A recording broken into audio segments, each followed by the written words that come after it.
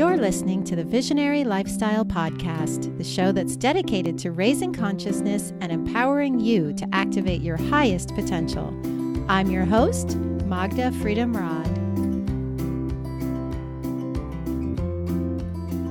Our guest today is Aleks Glitzeric. Aleks is a Theta healer, a yoga instructor, a conscious eater, and an empowerment powerhouse. She travels the world hosting empowerment workshops and pop-up brunches and teaching empowerment yoga and practicing Theta healing. She asks on her website, if you'd be radically honest to yourself today, what would you allow yourself to see? I caught up with Aleks at the Bali Spirit Festival where I attended her Theta healing workshop. We sat down in a lush butterfly-filled jungle to have a sweet conversation about consciousness, the environment, and Theta healing as a way to heal limiting beliefs and negative patterns. Make sure to check out the show notes to find her website and social media channels. She has loads of great videos on YouTube and is really active on Instagram, so you can connect with her there. I hope you find value in this conversation. I sure did. Enjoy and namaste. Aleks Glitzeric, welcome to the show. Hello. Hello, beautiful. Aleks just offered a beautiful Theta healing workshop here at the Bali Spirit Festival. And we are presently sitting in the most lush, moist, abundant, butterfly-filled valley in the back of the Bali Spirit Festival right now. It is just a huge blessing to be sitting here with you, beautiful soul. Oh, thank you so much. Look at this butterfly. Yeah. It's massive. It must be 6 inches across. It's black and it has yellow in the center. I've never seen a creature like that. Yeah, even more. And yes, we're in a butterfly garden jungle. It's wow. Okay, so much wow here at the festival, right? I would love to share with my audience what you're talking about with Theta healing. Mm-hmm. Can you, let's start with a brief explanation of what Theta healing is. So Theta healing works totally energetic, and it's a healing work which helps you to identify your limiting beliefs, and not only identifying it, but also exchange them with positive ones, so that you feel like not stuck, or that you don't feel like blocked to start shifting in your everyday life. Mm-hmm. So if you feel stuck and you don't know how to just get out of it, and you know it's not good for you, like for example to always repeat dating the bad boy, but you just keep repeating it and you're like, why am I doing this? Mm-hmm. So in the Theta stage we would go and we would check like where this belief comes from, that you only deserve bad boys, and then exchange it, and so that you can like feel empowered to really make the change in your life. Beautiful. So not just beliefs, also patterns. Also patterns. Things that you recognize as negative patterns, but also, as I understand it, it's working in the subconscious, right? It's working in the subconscious. Which is so critical, because as I learned from Dr. Bruce Lipton, 95% of our thoughts are actually we're being run by the subconscious, right? So subconscious programming and patterns. So step number one is maybe to identify some of those patterns that are unconscious or limiting beliefs. And then step number two is the actual healing, which happens, as I understand it, in the Theta state, right? Which is it totally subconscious, or is it approaching the subconscious, the Theta state?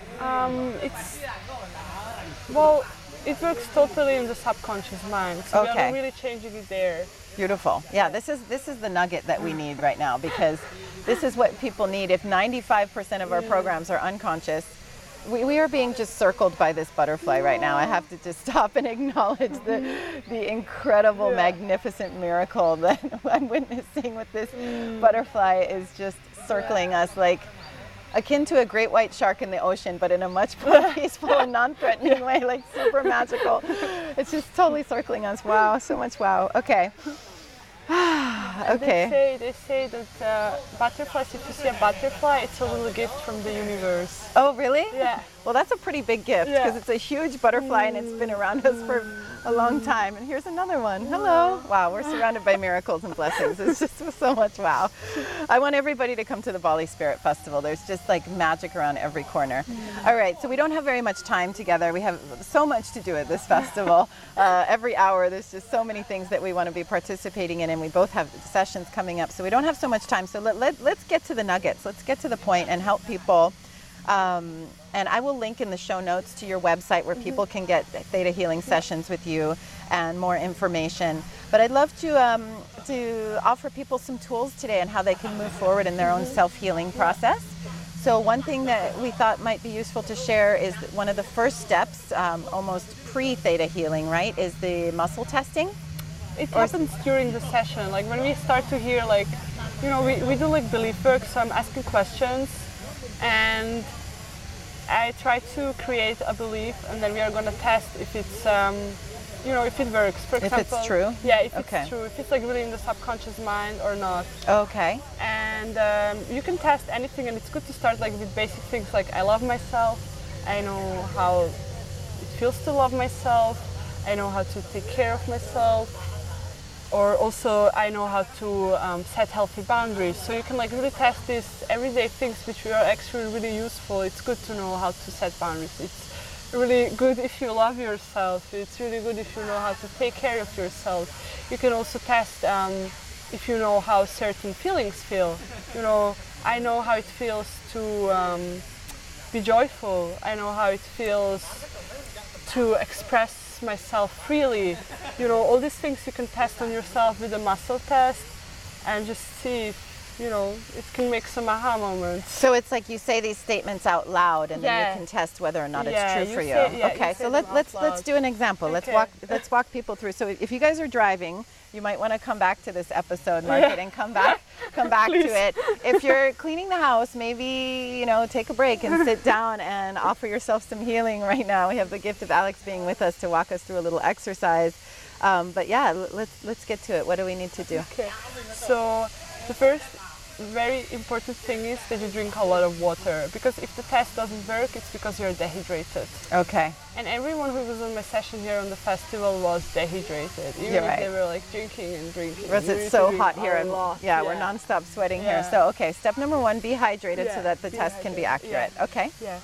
So, and then you can stand up and you can close your eyes and you can just like let go of your body, shake it a little bit out, and just take a deep inhale and exhale, and just feel how you're grounding yourself.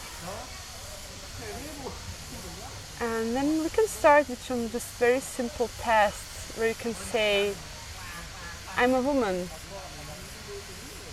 And then you can just feel in your body if it's moving slightly forward. And it can be like very slightly, like it's pulling you forward a little bit. And then you can test a different thing like I'm a man. And then if you are a woman, it should pull you back, because your subconscious mind will know that you are a woman. So when you go back, when your body moves backward, that indicates that it's a no. It's okay. a no. And are we saying these out loud or thoughts? Okay, so always, right out loud. Say it out loud. I am a woman, or I am a man, or whatever your gender is. This is not gender specific. Whatever you are, whatever is. But this is the test. So you can say out loud. And if you notice if your body pulls forward, that's truth. And if it pulls back, that's not truth. Well, is it's just yes or no, because actually yes or no, more simple. Okay. It's never like what we believe in our subconscious mind is actually never the ultimate truth, because it's just we can program ourselves to think that we are like 30, or we can program ourselves to think that we are 55. Right. And we're not really man or woman anyway. We're just we're just a spiritual being in a skin bag, human body. So that's okay. Forget what I just said about truth. All right, so it's yes or no. So then you can like, if you to just get a feeling for this pulling forward and pulling back, you can just test I was born in Connecticut, I was born in Switzerland, just like different things to just get a feeling. And if you feel it doesn't move, you just drink a little bit of water. Maybe you can massage your kidneys. You can also put a little bit of salt in your water to like just make it happen quicker. And then when you tested some of these statements, you just close your eyes. Like you keep your eyes closed all the time to like not think. You know, when we close our eyes, we are more in this feeling mode, and we are not like in our brain stuck. And then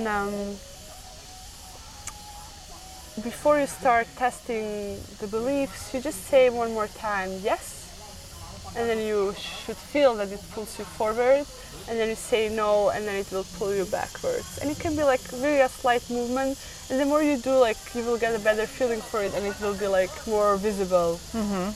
And then so this is just for clarity for people who might be trying this at home. So we're talking about standing up. Yeah. And are the feet like hip width apart, wider, closer, doesn't matter, just Whatever comfortable feels standing comfortable. position? Yeah, okay. whatever feels comfortable. Okay. Wherever you can like just loosen the body. Yeah.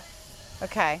And tune in, and so just get present to this subtle pull in one direction or the other. Exactly. Okay. Yeah. Got it. Yeah. So it's actually even a good practice to just feel, to just tune in with your intuition and not be like, oh my God, did I pull now forward or is it pull back? And, you know, to just not think too much about it. Yeah. Okay. And then, so we can go through, so simple places to start is, you know, with what we know as facts about ourselves and our lives, right? To help kind of gauge where that sensation of pulling forward or back. Okay. And then what other kind of, do you go into deeper questions that you're talking about, like I am lovable, or what did you say? Yeah, you can, one good thing to test is I love myself. Because, you know, it's pretty something fundamental. If you love yourself, many things are easier in your life than when you not love yourself. And then also you can build statements with I allow myself to be loved, or I allow myself to ask for help, or to be supported, or I know how it feels to set healthy boundaries, or I allow myself to set healthy boundaries. You know, to just So saying these as affirmative statements, as if they were true. A statement. Yeah, you don't ask questions. You're not like, am I loving myself? Right, so it's, I love myself. Yeah. And then waiting and tuning in. Okay. Okay. Yeah. And then, so you can go through some of these. Well, what are other, let's give people like a short list of statements to practice to you know, what are the most common ones maybe that you see in your work that people might be needing to work on? I know how it feels to nurture myself and how to take care of myself.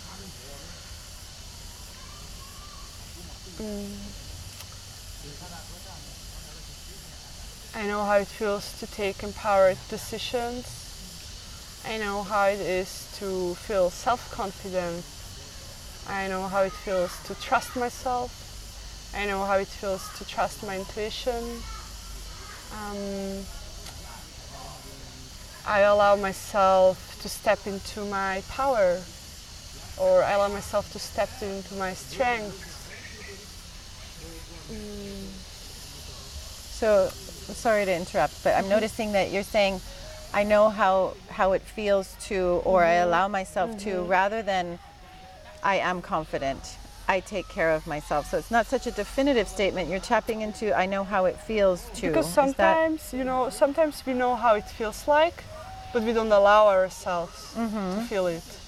You know, maybe we experience this feeling, but we are, something happened. For example, I know how it feels to feel vulnerable. Okay, you know how it feels, but maybe something bad happened, or like bad happened in the past, and you're like, okay, no more feeling vulnerable.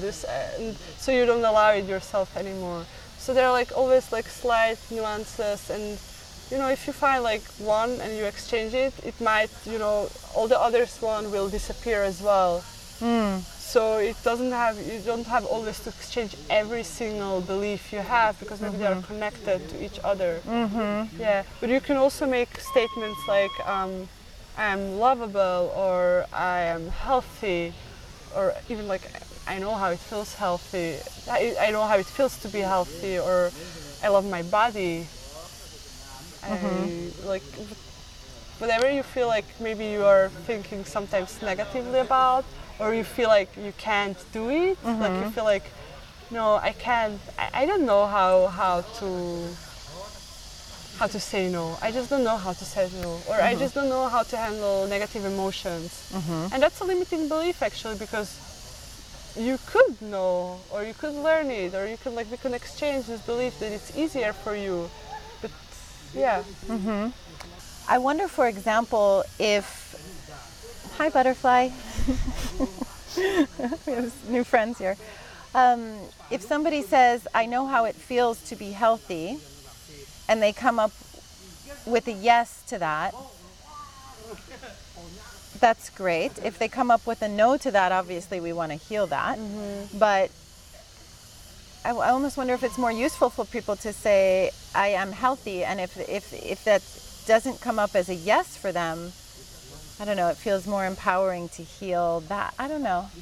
I'm just trying to think it through. Of the statement of the words feels like so critically important with this. Like if we're identifying false beliefs or limiting beliefs or negative beliefs, I'm just wondering what's the most empowering language for people to use to get that clarity, you know, and to heal it. Yeah. Actually, when we exchange, when we find out what are the limiting beliefs and we exchange them, we always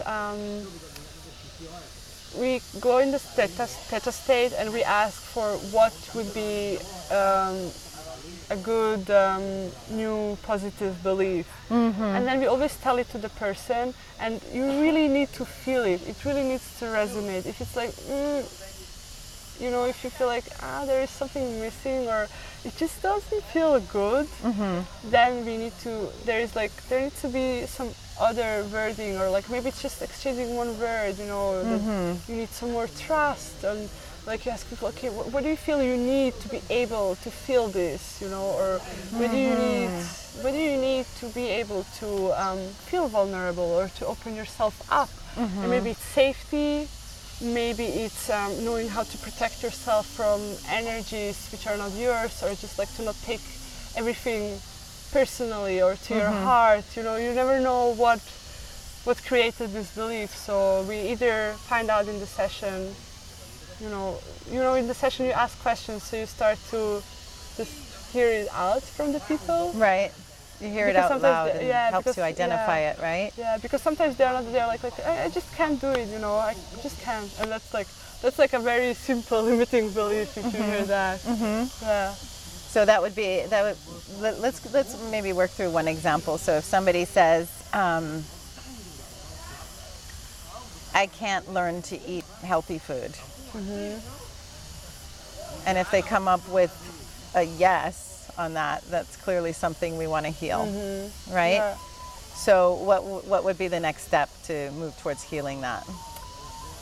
Well, we need to find out what would be the worst thing if they would eat healthy food, because it can be many different things. Maybe they don't love their body and they don't want to give themselves, you know, nourishment. They don't want to take care of their body. They feel like, no, I don't deserve this. Maybe they feel they don't deserve to eat healthy food and take care of themselves.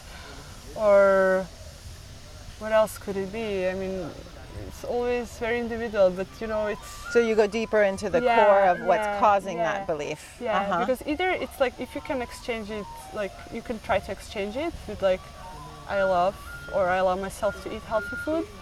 And then you test it, and if it's still a no, then you know that you need to go deeper, that there is something else behind it, and if you find out what's behind this, and then you test, then you will allow yourself to feel it or to experience it, because you exchange it. Yeah, so it sounds like a big part of the process is working through really identifying what those limiting subconscious beliefs and patterns are, right? So this muscle testing piece is really critical. And then once you have, I guess, how do your sessions work? I imagine it's you come up with a short list of a few things to work on, and then you go into the theta state and do the healing. Is that how it works? Well, we do all the time. We are all the time moving from talking and then testing and then exchanging and also downloading the feelings.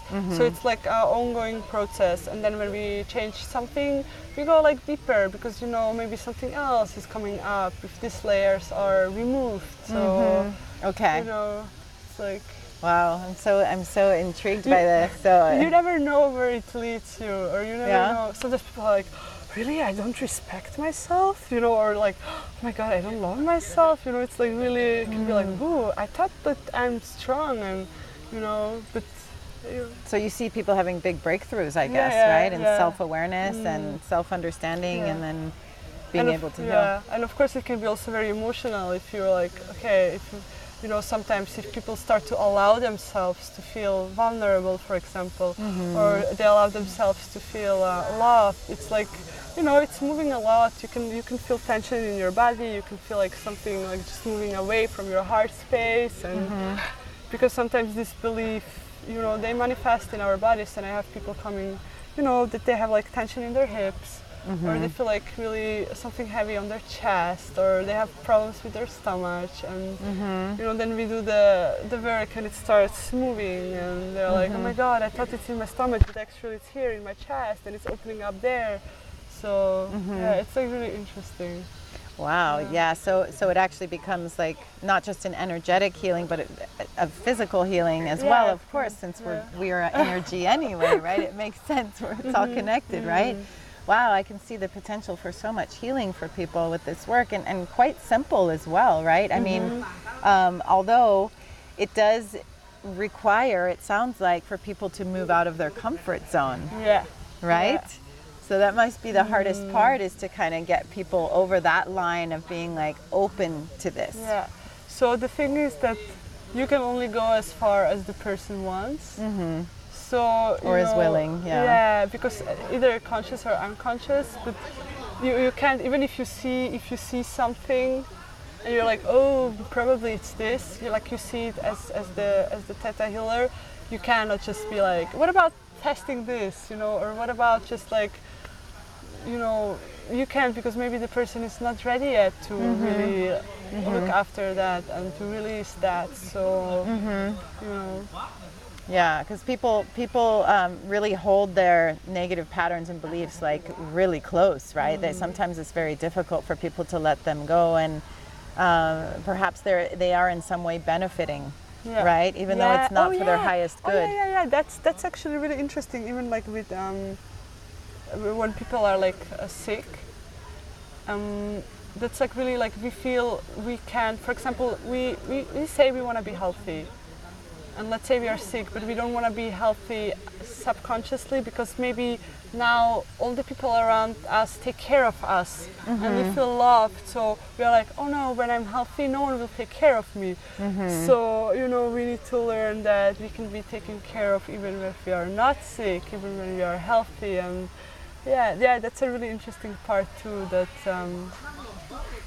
we are benefiting. So we are also always asking in the Theta session, like what we learned from past situations, like in a positive way, but also in a negative way. And also from there you can learn, like just listen, what is the person benefiting from, or So yeah, huge opportunity for health and personal development and growth here with this work. I love this. And anything that we can do, I think, to get into the subconscious state, to heal these things that we're not consciously aware of, holds so much power for our own, you know, our own infinite potential in this life, on this planet at this time, right? In this body.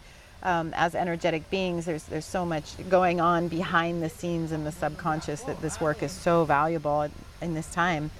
You also teach yoga. Yeah, I do teach yoga, empowerment yoga. Empowerment yoga. Give us a nugget. What is empowerment yoga? Empowerment yoga is a place where you can get out of comfort zone, but in a safe space, and connect with people around yourself, but also tune in with your own intuition. So just to learn to feel comfortable in uncomfortable moments. Just to feel comfortable being brave and going out in this unknowing space, and you know, opening your throat chakra, do things which are like maybe silly, and you feel like, no, I don't want to do this. And you know, just see that other people have also their things, and you're like you're not like strange, or just you have this Yeah. feeling. So yeah, it's really nice, you know, when people open up and they feel like really touched, and they see like, oh, I'm not alone. And Right, and they expand Yeah, beyond the walls they had put yeah, around themselves yeah. previously, right? Yeah, So and beautiful to and witness so they that. can, and if they feel like, oh, I can actually feel empowered and I can be brave, they can take this off the mat and like really implement it in their lives, and you know, just listen more to their hearts and go after that. Yeah, as much as we can get people in their hearts, that's valuable work as well.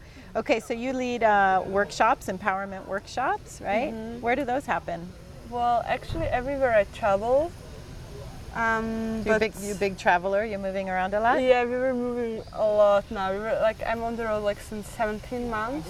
Wow. Yeah, and I met my boyfriend actually 1 year ago in Bali. Oh, fun. So we are like traveling together, and it's not always fun. It's pretty intense when you're on this inner journey. But the other way, like, it helps you to take off many layers pretty fast. But we just feel now like we would like to settle down a little bit. So we are going to Prague, to Czech Republic, and in the springtime, and we're gonna be there, you know, for a couple of months. Oh, and great. then just see what it will take Okay, us. so if people are drawn to your energy, learning about you in this little short interview, they can go to your website. I will put it in the show notes so everybody can find Aleks. Her website is magicallifeofaleks.com, and it's Aleks, Aleks.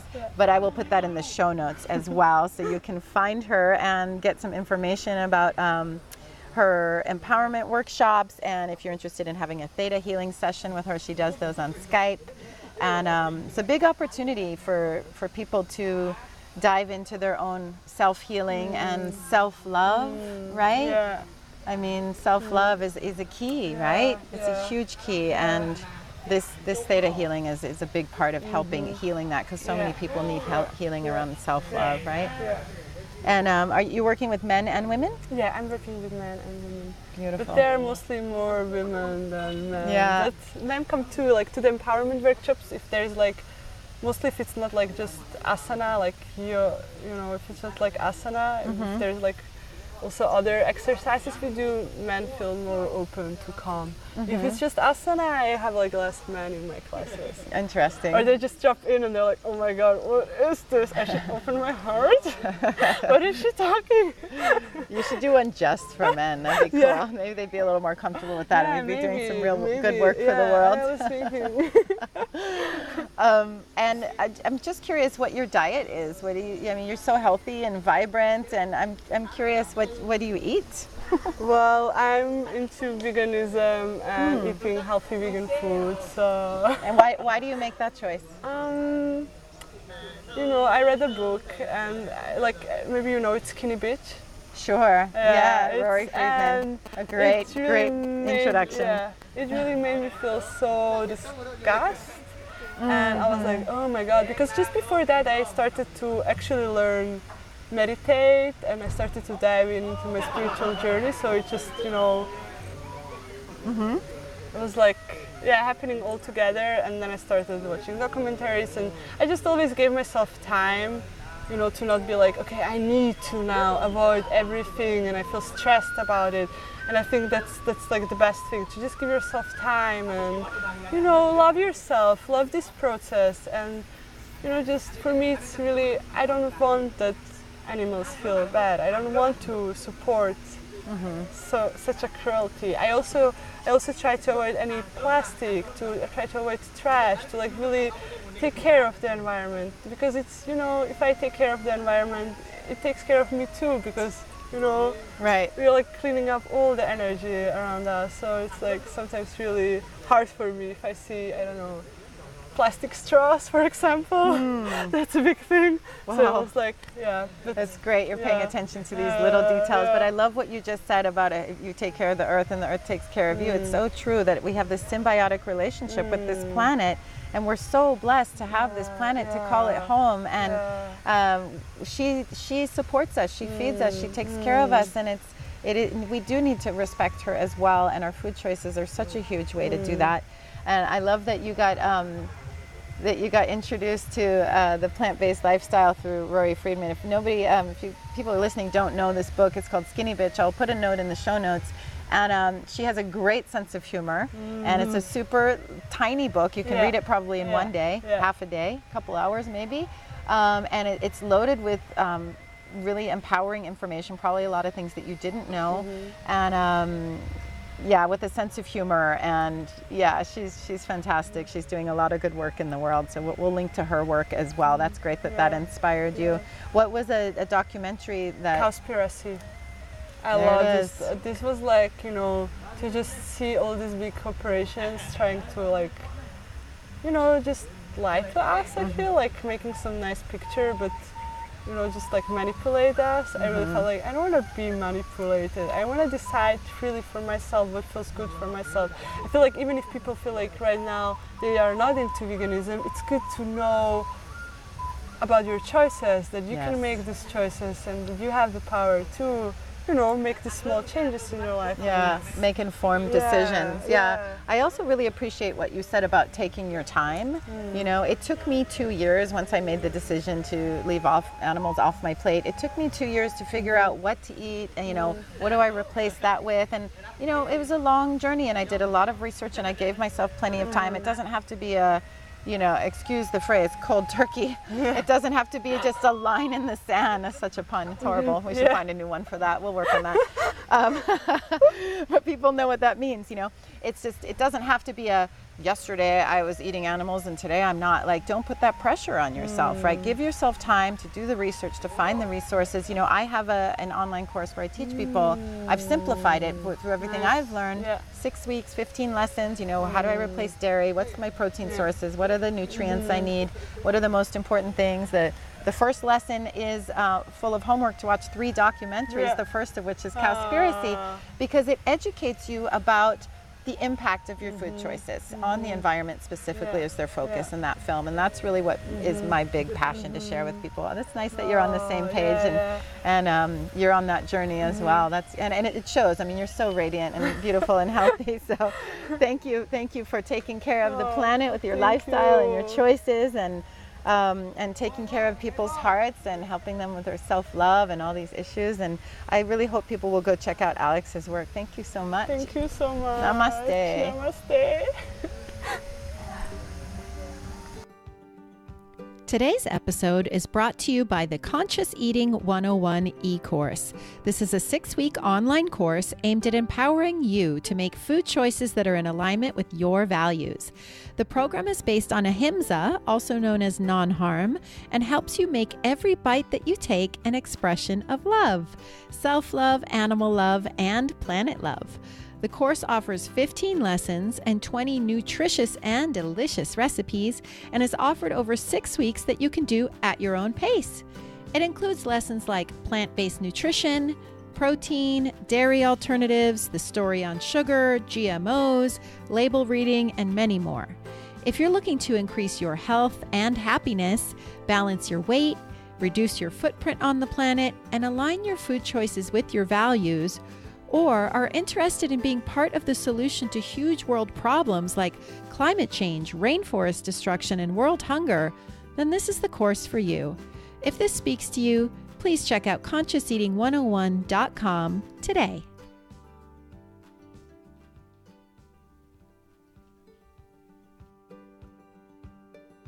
Thanks so much for answering the call to be here today. I'm so glad you're part of our tribe of activated rainbow warriors. If you found the show in any way empowering or inspiring, I would be so grateful if you would share the show on social media or with friends and family that you think would benefit from these conversations. And also, rate and review the show in iTunes. This is really the very best way to help support the show and help us get noticed by others who are looking for the sort of content that we're sharing. Now notice there are no outside ads playing here. That's because the show is supported by you, the listener. You can become a patron of the show with a small monthly donation by checking out the perks on our Patreon page at patreon.com/visionary lifestyle and signing up there. There's also a one-time donation button on the podcast page of the website if that suits you better. And just so you know, your donations help to cover the necessary out-of-pocket monthly expenses to produce the show, and will also help us grow so we can inspire and educate even more people. And hey tribe, I'd love to hear from you. Visit me at visionary-lifestyle.com and please tell me your comments and questions. I really look forward to connecting with you. I love you. Namaste.